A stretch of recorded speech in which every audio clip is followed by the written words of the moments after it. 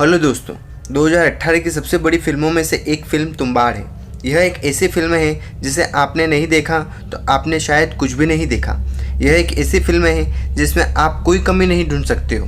हम में से कुछ लोग ऐसे हैं जो ऐसी फिल्में देखने से किसी कारणवश वंचित रह जाते हैं, लेकिन घबराओ मत।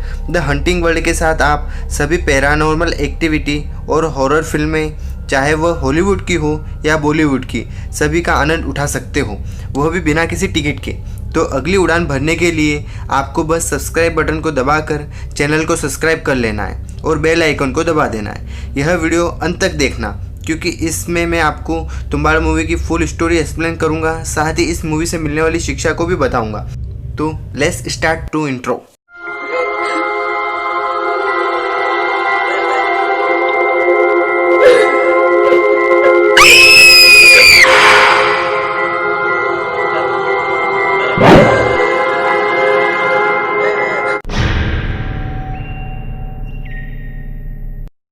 फिल्म के स्टार्ट में हमें अस्तर के बारे में बताया जाता है, पूर्ति की देवी, जो कि अंतहीन सोना और अनाज का प्रतीक है, और यह पृथ्वी उनकी कोख है। देवी ने अपनी कोख से 16 करोड़ देवी देवताओं को जन्म दिया, लेकिन देवी को सबसे ज़्यादा प्यार अपनी पहली संतान अस्तर से था। अस्तर देवी का सारा सोना और अनाज पाना चाहता था। उसने अपनी मनमानी से सोना तो उठा लिया, लेकिन जब उसने अनाज पर हाथ डाला तो दूसरी देवी देवताओं ने उस पर वार कर दिया। इससे पहले कि वह मर जाता, देवी ने उसे बचा लिया। बचाने की शर्त यह थी कि आज के बाद उसे कोई नहीं पूजेगा और उसे देवी की कोख में सोते रहना होगा।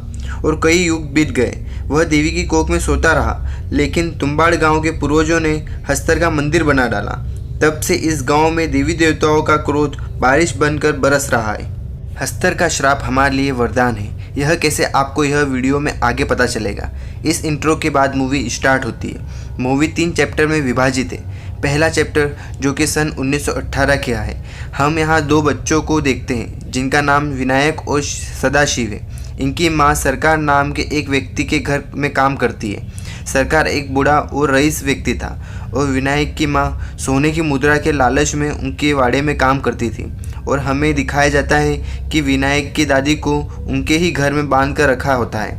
उन्हें देखकर लगता है उन पर किसी प्रकार का श्राप हो या वह शैतान हो। अचानक सरकार की मृत्यु हो जाती है, जिससे यह परिवार अगले दिन तुम्बाड़ छोड़कर पुणे जाने का सोचता है।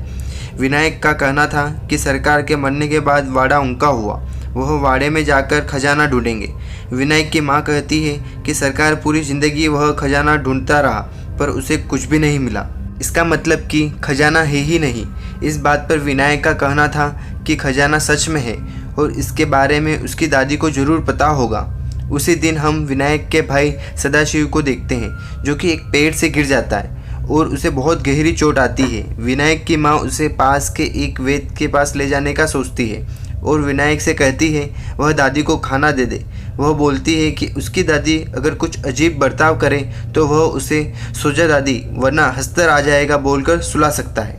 विनायक जब अपनी दादी को खाना देने जाता है, तब वह उसे खजाने की बात करके अपनी तरफ आकर्षित करती है। लेकिन जब तक विनायक भूल चुका होता है कि उसे दादी को क्या कहकर सुलाना है। लेकिन जब तक विनायक दादी की पकड़ में आ जाता है और दादी विनायक को ही खा जाने की बात करती है, जैसे कि दादी पर कोई भूत सवार हो। विनायक किसी तरह बचता है और एंड वक्त पर उसे दादी को सुला देने वाली पंक्ति याद आ जाती है। वह चिल्लाते हुए बोलता है, सो जा दादी वरना हस्तर आ जाएगा। ऐसा बोलते ही दादी सो जाती है। दूसरी तरफ हम देखते हैं कि विनायक का भाई अपनी जान गंवा चुका था और इससे विनायक की माँ बहुत दुखी थी। और हम देखते हैं कि विनायक और उसकी माँ तुम्बाड़ छोड़कर जा रहे होते हैं और उसकी माँ विनायक से वादा कराती है कि वह कभी भी तुम्बाड़ वापस लौट कर नहीं आएगा। यहाँ पर चैप्टर 1 ख़त्म होता है। अब स्टार्ट होता है चैप्टर 2, यानी अब कहानी 1918 से 15 साल बाद 1933 में आती है। अब हम देखते हैं कि विनायक जवान हो चुका था और वह वापस तुम्बाड़ आता है, क्योंकि उसकी माँ अब इस दुनिया में नहीं है। जब माँ ही इस दुनिया में नहीं है तो उसके द्वारा दिया हुआ वादा भी इस दुनिया में नहीं है। वह सबसे पहले अपने पुराने घर में जाता है। वहाँ पेड़ पौधों के बीच में उसे एक इंसानी दिल दिखता है, जो कि अब भी धड़क रहा होता है।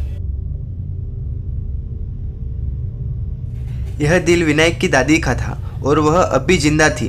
उनके पेट से एक बड़ा पेड़ उग आया था। विनायक अपनी दादी से खजाने के बारे में पूछता है तो दादी बताती है कि वह हस्तर के श्राप के कारण अमर हो चुकी हैं और वह उन्हें जलाकर मुक्ति देगा तो वह राज को बता देंगी। ठीक वैसा ही होता है। हम देखते हैं कि वह अपनी दादी को जला देता है और विनायक वह अपने मुनीम के पास जाता है और अपने पुराने कर्ज को उतारने की बात करता है जो कि 36 रुपये था। वह मुनीम को एक सोने की मुद्रा देने की बात करता है जो कि 100 रुपये की थी। वह अपने बाकी के पैसे वापस ले लेता है और मुनीम को 3 मुद्रा और बेचता है और हम देखते हैं कि वह बार बार तुम्बाड़ जाता है और सोने की मुद्राएं लाया करता था जिससे वह दिन प्रतिदिन काफ़ी अमीर होता जा रहा था। मुनीम यह देखकर विनायक को बोलता है कि उसे भी इस सोने की मुद्रा वाले व्यवसाय में भागीदार बना ले, लेकिन विनायक इस बात पर ज़्यादा ध्यान नहीं देता है। फिर मुनीम यह सोच लेता है कि वह भी तुम्बाड़ जाएगा उस सोने की मुद्राओं की खोज में। मुनीम पुणे में ही विनायक को एक विधवा औरत बेच देता है ताकि वह उसके साथ व्यस्त रहे और मुनीम खुद तुम्बाड़ जाकर मुद्राओं की खोज कर सके। लेकिन वह औरत विनायक से 100 रुपये लेकर विनायक को बताती है कि मुनीम ने उसे 50 रुपये दिए हैं तुम्हें यहाँ रोके रखने के लिए ताकि वह खुद तुम्बाड़ जा सके। यह सुनकर विनायक भी तुम्बाड़ जाता है जहाँ उसे मुनीम मिलता है। वह अनजान बनते हुए उस कुएं के अंदर जाकर कुछ घंटों बाद सोने की मुद्रा लेकर बाहर आता है। विनायक के वहाँ से जाने के बाद मुनीम भी उस कुएं के अंदर जाता है जहाँ उसे एक दरवाज़ा दिखाई देता है जिसके अंदर जाने पर हम देख पाते हैं कि पूर्ति की देवी की कोख होती है क्योंकि वहाँ की दीवारें पूरी तरह लाल होती हैं और वह अजीब तरह से हिल रही होती है मानो कोई सांस ले रहा हो।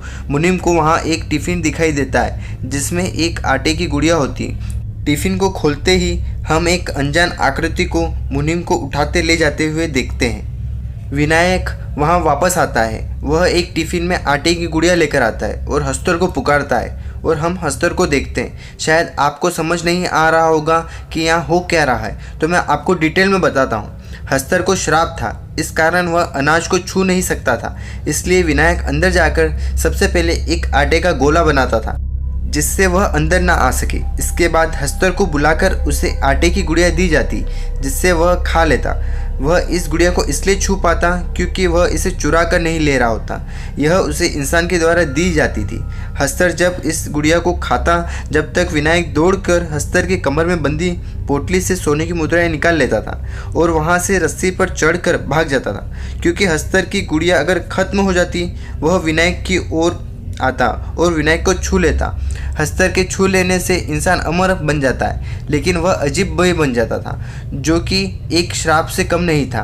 यही कारण है कि उसकी दादी इतने सालों से जिंदा थी कि शरीर पर पेड़ निकल आया था। फिलहाल मुनीम को हस्तर छू लिया था और विनायक उसे जलाकर इस श्राप से मुक्ति दिलाता है। यहाँ खत्म होता है चैप्टर 2। अब कहानी स्टार्ट होती है 14 साल बाद। विनायक अब काफ़ी ज़्यादा अमीर हो चुका था। इसके 3 बच्चे थे, 2 बेटी और एक बेटा था। बेटा पैर से अपाहिज होता है। विनायक की उम्र काफ़ी हो चुकी होती है और उसमें पहले जैसी स्फूर्ति भी नहीं होती है। वह अपने बेटे को इसकी ट्रेनिंग देता है। फिर विनायक को पता चलता है कि तुम्बाड़ का वह वाड़ा भारत सरकार ने अपने अधीन में ले लिया है और वहाँ पर 1 हफ्ते के बाद वह नहीं जा सकेगा। इस कारण वह बहुत चिंतित होता है। तब विनायक का बेटा एक खतरनाक आइडिया देता है। वह कहता है क्यों ना हम हस्तर की पोटली को ही चुरा लें जिसमें ढेर सारा सोना है। पोटली को चुराने के लिए ज़्यादा वक्त चाहिए, इसके लिए वह बहुत सारी आटे की गुड़िया अंदर ले जाएंगे। ठीक ऐसा ही होता है, लेकिन कहानी में मोड़ जब आता है तब बहुत सारे हस्तर वहाँ अंदर आते हैं, यानी जितना सारे आटे की गुड़िया उतने सारे हस्तर।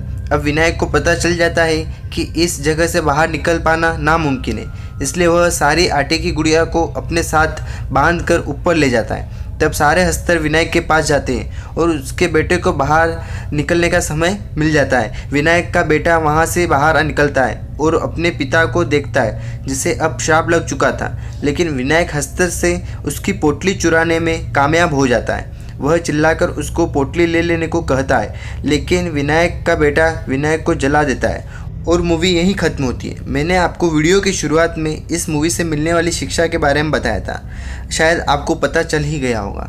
अगर नहीं चला है तो मैं आपको बता देता हूँ, लालच न करने की शिक्षा मिलती है, क्योंकि लालच की वजह से यहाँ कई सारी ज़िंदगियाँ ख़राब हो गई, जैसे कि विनायक की दादी, मुनीम, विनायक खुद और इसके साथ उसकी विनायक की पत्नी और बच्चों की, जो कि लालच के कारण हुई थी।